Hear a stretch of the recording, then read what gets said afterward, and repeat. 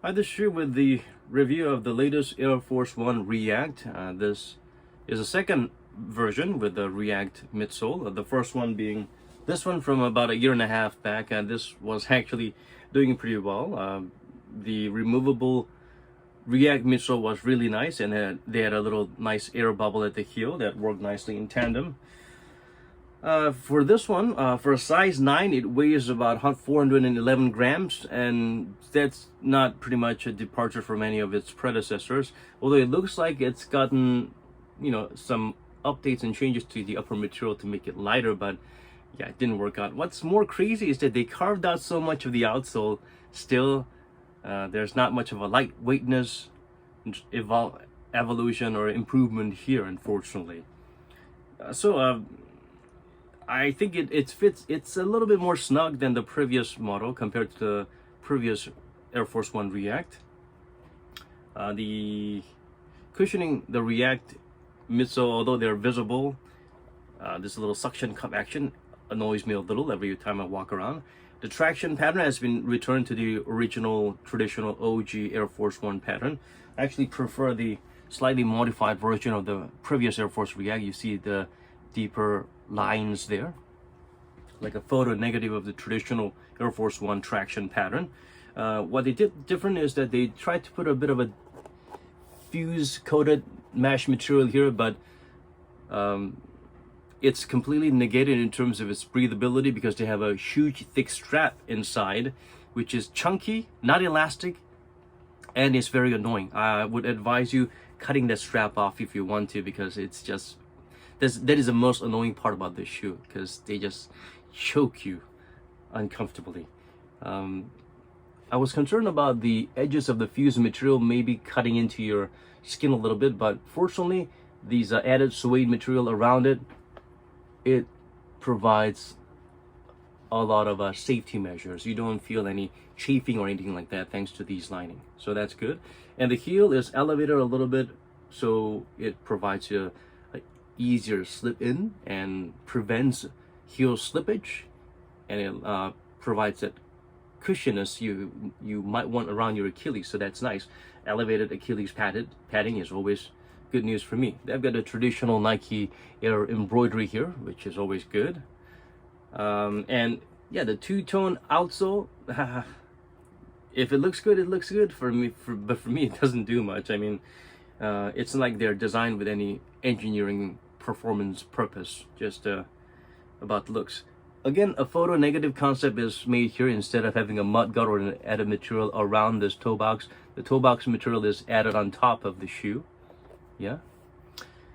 Yeah, the tongue is super thick and super gel-like, so it's really nicely padded. But again, as soft and thick as it is, it kills the breathability. It's pretty suffocating.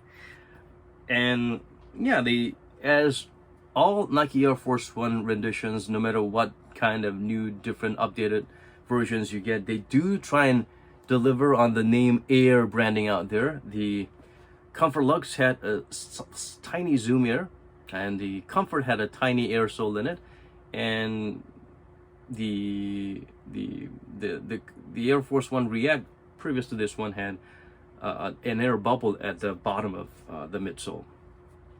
So yeah, this one has a tiny air sole. I believe it has a tiny air sole inside the React foam, just on the heel. You can actually feel the heel cushioning is just as soft, if not better, than the React, the previous React model. But on the forefoot, I feel that this old version has a lot more going in terms of lower to the ground, yet being more soft. This feels a little bit more elevated, thicker, higher off the ground. At the same time, the cushioning doesn't feel as soft and cradling as the previous one.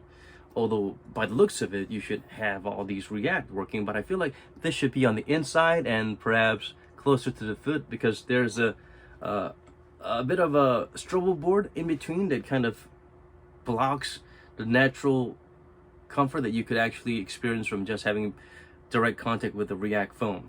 So that's unfortunate. They do give you a very thick EVA insole, so the first time you put on the shoe, when you feel comfortable, do be aware that it's 20% coming from the insole. So remove the insole and try them, and they feel somewhat inferior to the previous React, its predecessor, but of course with the insole it feels slightly softer. But yeah, overall already the midsole is pretty thick, and the insole elevates your foot even higher. So that's definitely not a plus point from where I'm looking at it.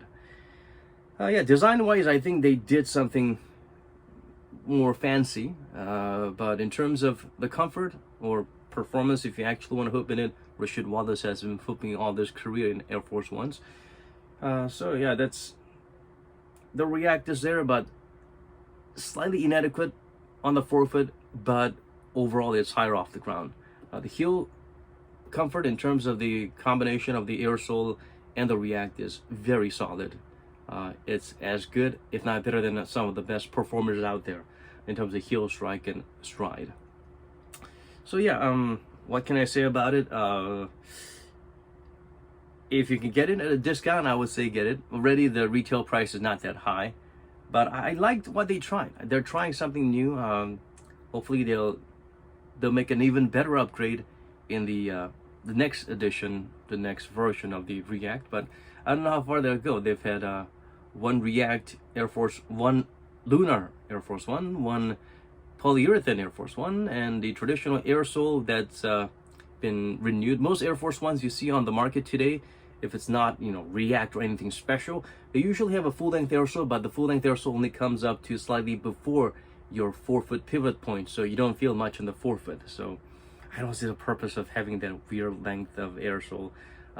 Just give a separate heel and forefoot air sole like they did in the traditional Air Force Ones from the 80s. That would be nicer. So yeah, personally I would like to see just traditional air sole and the heel and the forefoot and some React around it. Whether it's removable or not, I think this was a better blueprint that they should go back to in terms of the overall fit and comfort. I regret not buying as many as I could have when that shoe was around and going dirt cheap, being dumped off the back of a truck, of the back of a truck, or of the back of the truck. And there was one time it was completely ignored and just seen as, trash that you pick up when you purchase a keychain. They give you the shoe for free, that kind of deal. So yeah, the same fate might await this one, because that tends to be the Air Force One. Most Air Force Ones, except for some exclusive few, like the one designed by a Korean artist, singer idol, G-Dragon, that kind of version. Other than that, most shoes are Air Force Ones are, if you wait long enough, you can even get the color you desire at a much more desirable price. This, nice try, but okay, they maintained a certain level of comfort and performance and design from the previous one, but they did not go up. I think they kind of like barely hung in there, I would say. I mean, the fact that I still prefer the one from 2.5 years ago, yeah, speaks volumes about how this is a surgery. The operation was a success, but they kind of lost the patient.